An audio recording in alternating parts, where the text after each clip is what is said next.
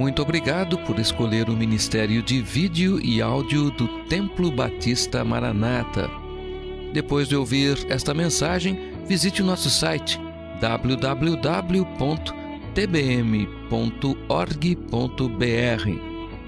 A nossa igreja oferece discipulado cristão, instituto bíblico e muitas oportunidades para o seu crescimento espiritual. Que Deus o abençoe. Maranata, ora vem, Senhor Jesus.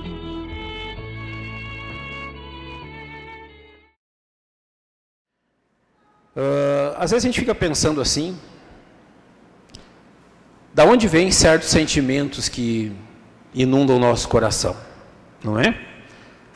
Às vezes pensamos da onde vêm certas coisas que se apresentam na nossa vida. Por exemplo, se perguntasse para Catarina, você já teve ódio de alguém?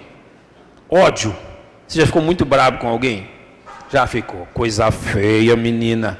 Sério. Olha. Ari, você já teve inveja de alguém? Não, Ari não teve inveja de alguém. Ele é diferente de mim. Sou invejoso nato. Argemiro, você já desejou que alguém, por exemplo, morresse? Já? Não ri não, que você também já, viu? Eu também já. A gente fica apontando para o outro, né? Mas a gente é assim. É a pura verdade, né, Argemiro? Sabe que tem coisas do nosso coração que, mesmo tendo sido salvos, a gente tem que ter um cuidado tremendo, não é? Por exemplo, citei a questão da inveja. Olha, gente, se eu não cuidar, se você não cuidar, a gente se consome na inveja. Não faz mais nada, só tem inveja dos outros. Olha para a questão da ira. Se eu não vigiar a ira, olha, se eu e você não vigiarmos a ira, essa igreja se torna insuportável. Ou não? Se torna. A gente não consegue mais conviver um com o outro. Agora, o que eu quero pensar com os irmãos é exatamente de onde vem isso. E o que fazer a respeito disso. Eu quero contar uma ilustração para os irmãos. Tinha um sujeito que vivia reclamando de cansaço. Vamos perguntar, alguém aqui reclama de cansaço? Ou é só eu? Não, tem mais. Obrigado, companheiros, agradeço o seu companheirismo. Principalmente quando à noite tem uma hora a menos, né, Délio? Délio, coitado, ali está segurando os olhos. Não é só ele, não. E a gente, claro que cansa.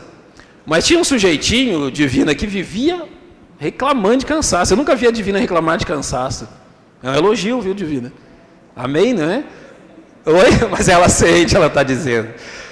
Mas esse sujeito vivia reclamando de cansaço. Até um dia que ele encontrou um outro sujeito. E ele contou para ele uma historinha, que eu quero contar para os irmãos nessa manhã. Mas antes de contar essa historinha para os irmãos, nós vamos orar. Nosso Deus, nós te agradecemos. Agradecemos porque aqui somos uma família. Agradecemos porque aqui o Senhor tem nos ensinado a amar. Tem nos ensinado, ó Deus, a vencer as tendências pecaminosas que existem na nossa carne. E reconhecemos, ó Deus, que isso não é pelo nosso poder, mas pelo poder do Teu Espírito Santo. Não fosse o Teu Espírito Santo agindo na minha vida, na vida dos meus irmãos, nós seríamos pessoas insuportáveis, ó Deus. Tu sabes disso e nós sabemos.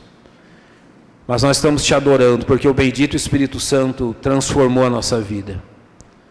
Nos deu características e qualidades que nós não tínhamos, mas também nos deu o poder de vencer a obra terrível do pecado em nossa vida. Na Tua dependência, ó Deus, nós vamos estudar Tua palavra nessa manhã. E rogamos que nos ajude, pois oramos em nome de Cristo. Amém. Pois é, a historinha que o rapaz contou foi a seguinte. O cidadão lá que vivia reclamando de cansaço. Ele falou assim, você está cansado? Eu muito mais. Por quê? Todos os dias eu tenho 2 falcões para alimentar. 2 falcões. Além de 2 falcões para alimentar, eu tenho 2 lebres que eu tenho que ficar cuidando delas o tempo todo. E além dos 2 falcões e das 2 lebres, Eu tenho 2 gaviões para adestrá-los. Alguém aqui já adestrou um gavião? Não é serviço fácil. E o rapaz ficou olhando para ele sério. Tudo isso? Não, tem mais. Lá em casa, eu ainda tenho um dragão para vencer todo dia. Sério. E tem mais. Ainda, eu tenho um leão para combater. Quando eu falei do dragão, vocês pensaram? Eu vi a mente de vocês. Eu olhei para os olhinhos de vocês. Não é isso que eu quis dizer. Tá bom? Não me peguem nessa. Não é isso que eu quis dizer. Certo? Eu vi os olhinhos de vocês brilhando. Tá bom? Eu tenho um leão para combater. E além desse leão, ainda tem uma pessoa enferma lá em casa para cuidar. E você quer falar para mim de cansaço? Daí ele perguntou, realmente, você é alguém muito ocupado. É alguém que tem realmente uma ocupação extrema todos os dias.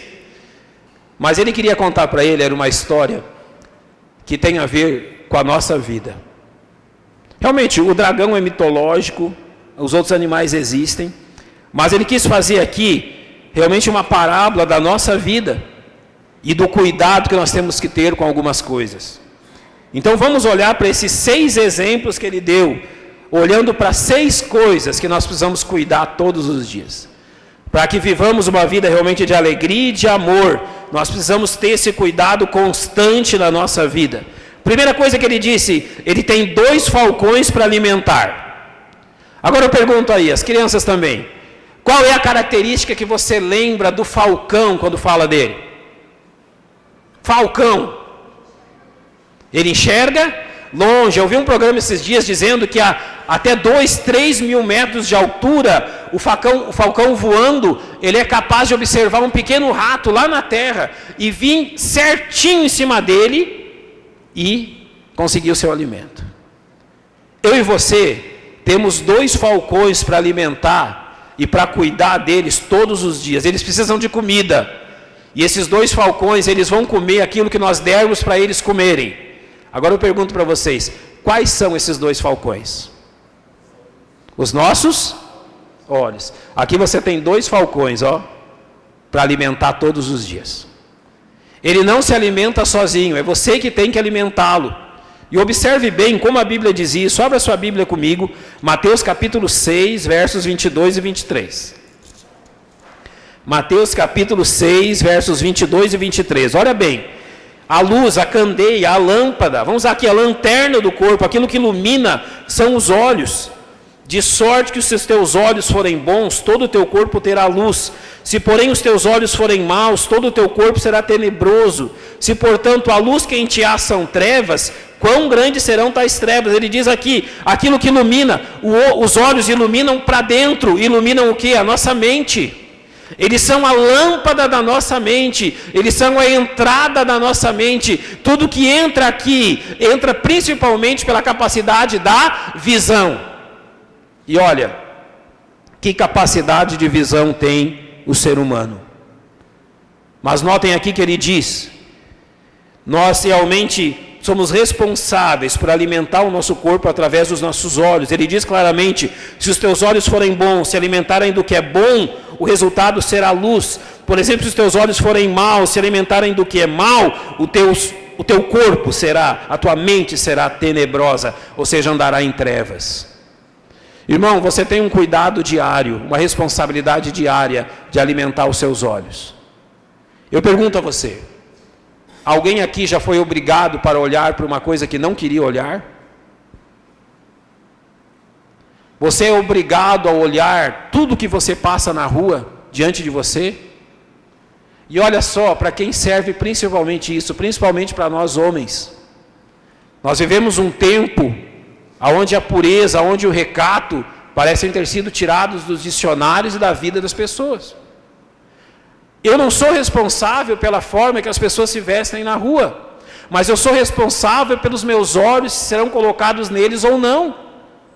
Eu não posso fazer com que as pessoas na rua vistam outra roupa, mas eu posso fazer com que os meus olhos se desviem de tais imagens. Você tem 2 olhos para alimentar. Tem uma coisa que eu não gosto, realmente, desde que surgiu isso, que são, por exemplo, num outro aspecto, eu estou dizendo agora, aquelas lutas que tem na televisão. Eu não gosto de assistir, não gosto que meus filhos assistam. Para mim aquilo parecem 2 cachorros brigando e não 2 seres humanos. Mas agora, mantém os olhos de um dos nossos filhos o tempo todo naquilo. Você vai ver que recadinho vai vir da escola. O que vai vir?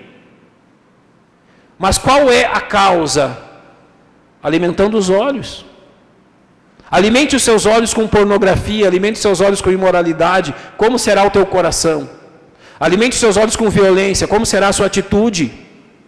Alimente os seus olhos com aquilo que é irreal, e como será o teu comportamento? Então, irmãos, nós temos 2 olhos para ter muito cuidado com eles. Agora, o homem disse que também tinha 2 lebres para cuidar. Agora eu pergunto novamente, esse animal agora, qual é a principal característica dele? A lebre. Ele corre. Você já viu que as pernas traseiras da lebre são maiores que as dianteiras? Então, agora eu vou contar uma coisinha para vocês não contam para ninguém. Quando a gente caçava lebre lá no Rio Grande do Sul, sempre caça a lebre do meio da subida para cima, porque ela nunca corre para baixo. As pernas da frente são pequenininhas, se ela correr para baixo, ela capota. Mas ela é muito veloz. Todos sabem que a lebre, ela tem uma velocidade espantosa. Agora, leia comigo Romanos capítulo 3, verso 15. Romanos 3,15, um outro cuidado que a gente deve ter. Ali, descrevendo o ser humano, a Bíblia diz que os seus pés são ligeiros para derramar sangue. Olha o cuidado agora com os pés. Aonde você coloca os seus pés? O que você faz com os seus pés? A tendência humana é ser ligeiro para o quê? Para o mal, extremamente vagaroso para aquilo que é bom. Irmãos, vocês precisam cuidar dos seus pés, ter cuidado com os seus pés para quê? Para que eles sejam rápidos para o bem e não se dirijam para o mal. Estava lendo, a minha filha trouxe uma revista essa semana, e ali descrevia, acho que 40 ou 50 homicidas.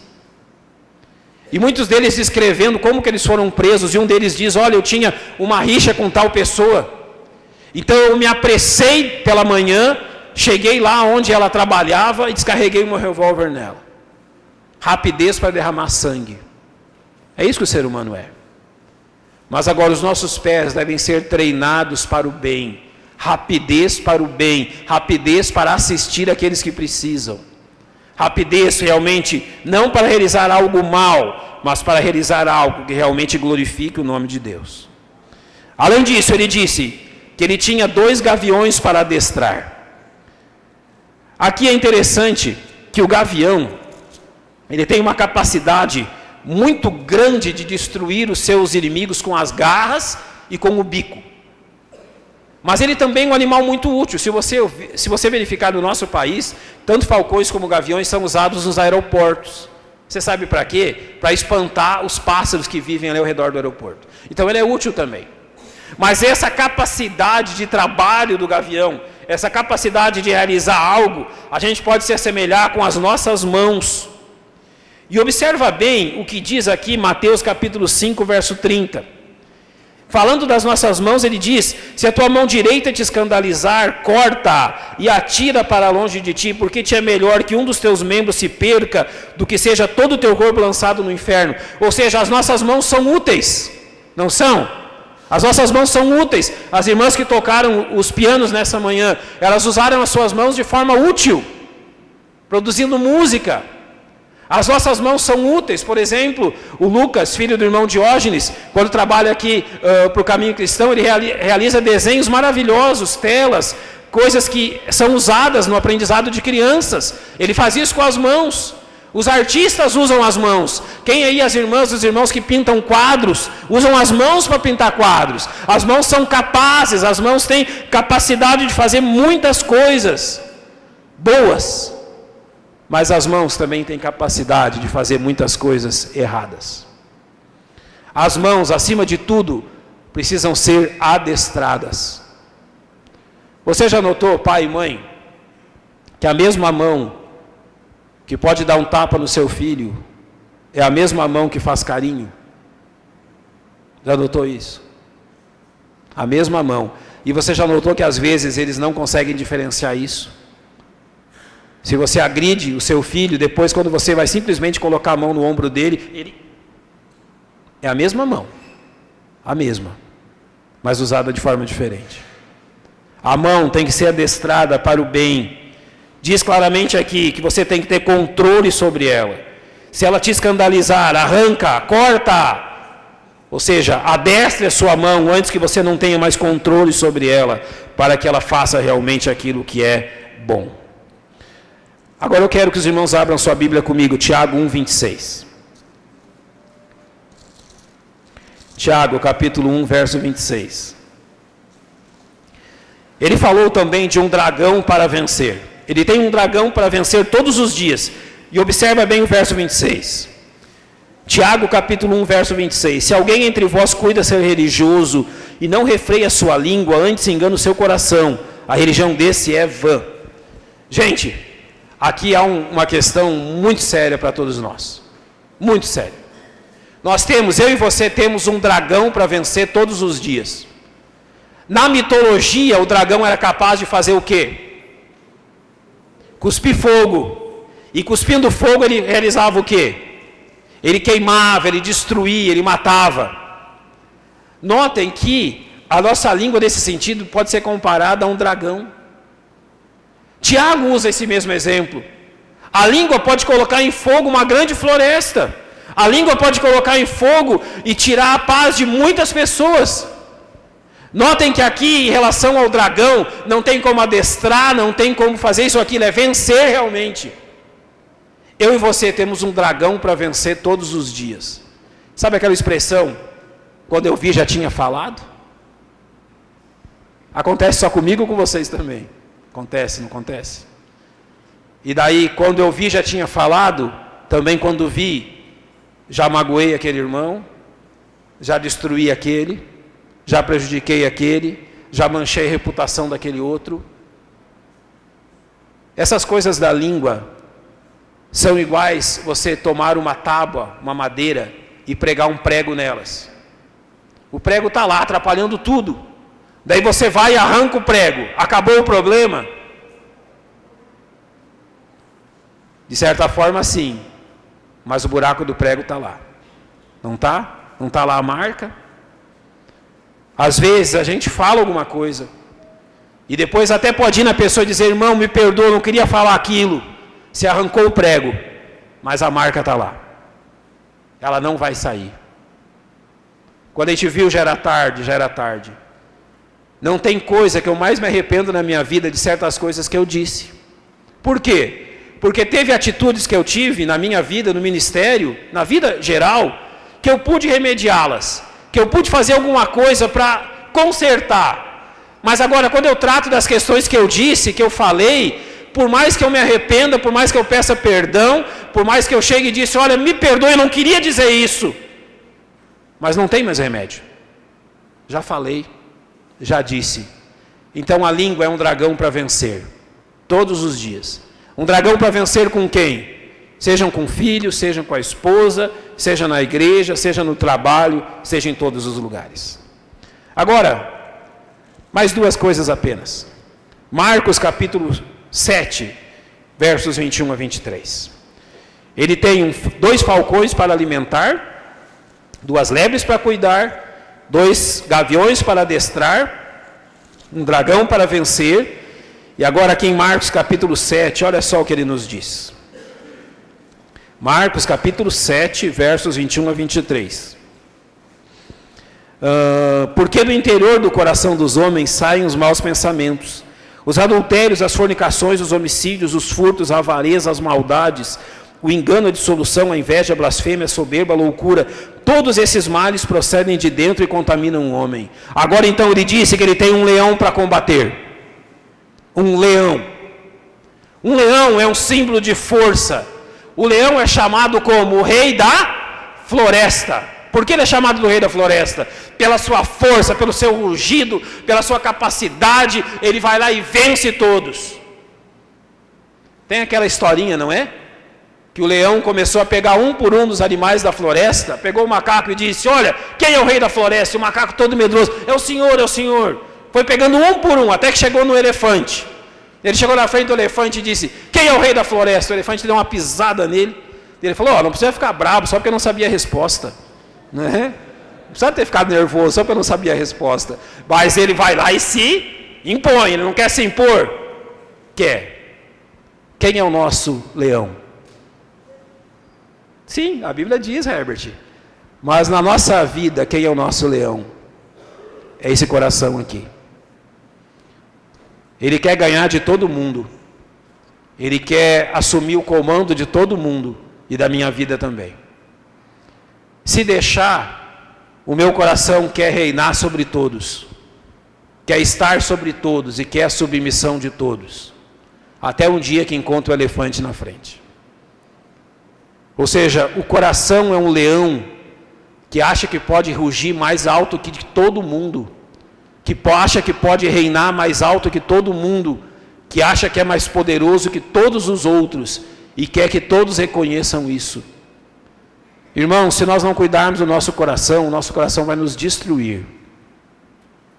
A principal característica que a Bíblia diz que deve haver no nosso coração é uma questão chamada humildade. Humildade. É interessante observar na vida dos leões de verdade, que quando eles perdem a capacidade de combate, eles são logo mortos. É um animal que não sabe viver se não estiver combatendo e conquistando.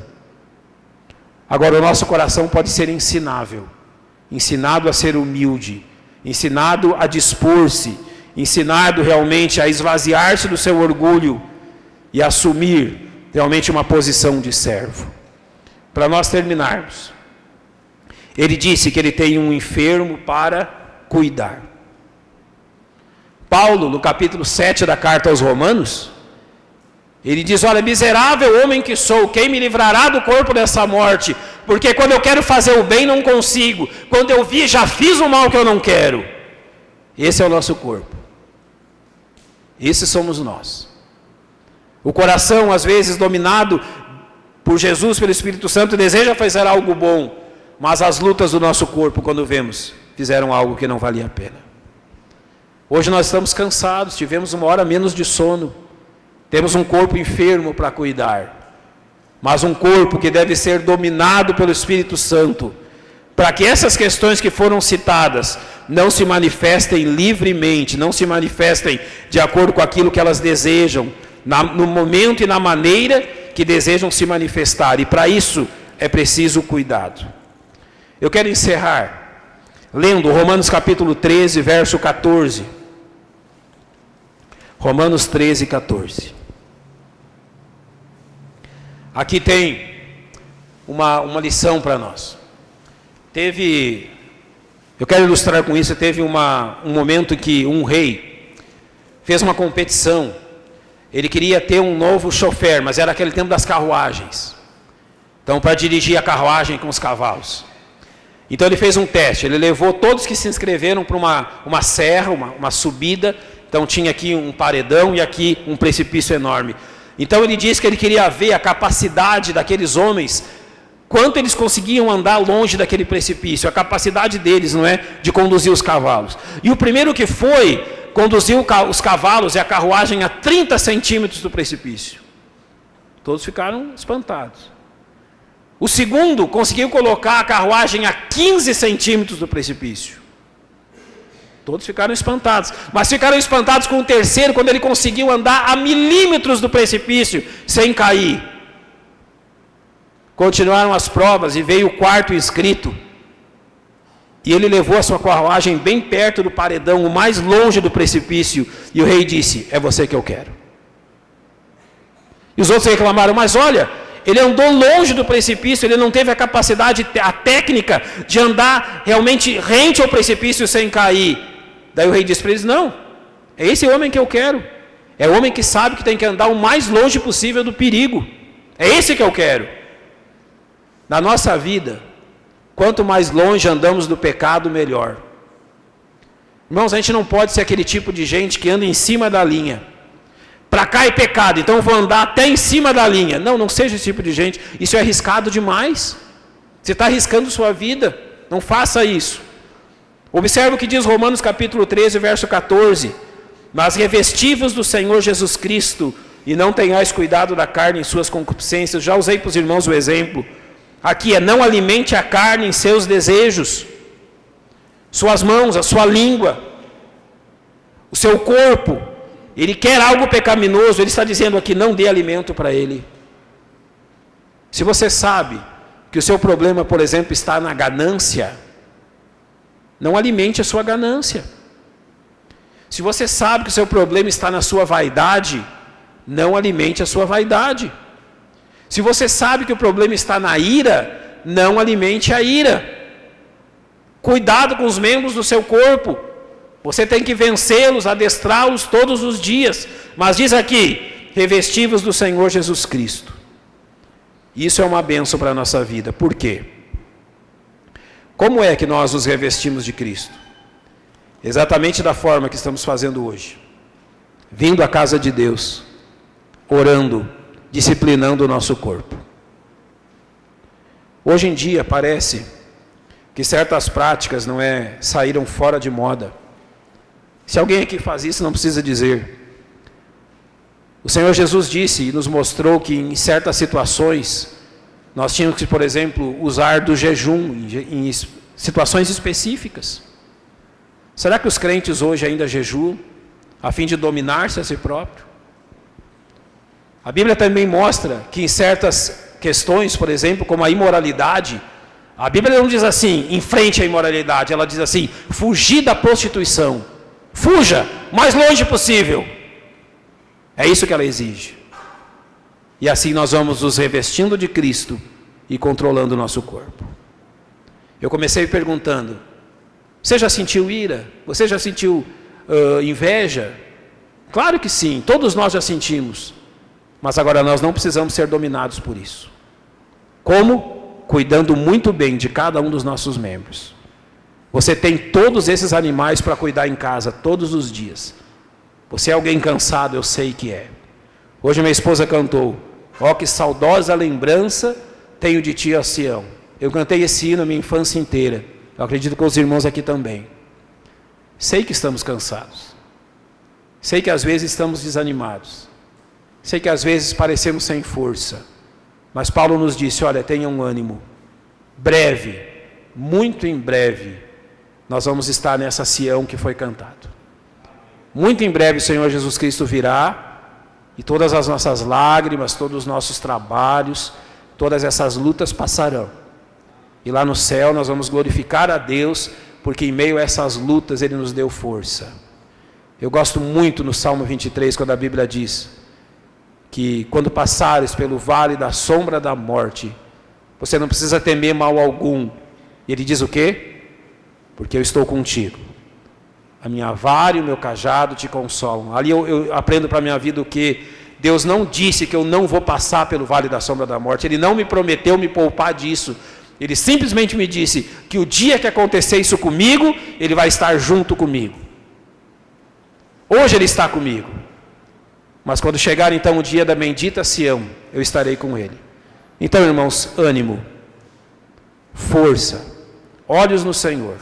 A nossa caminhada está mais perto de terminar que nós podemos imaginar. Ânimo, força e confiança em Cristo. Vamos orar então, para encerrarmos o culto dessa manhã.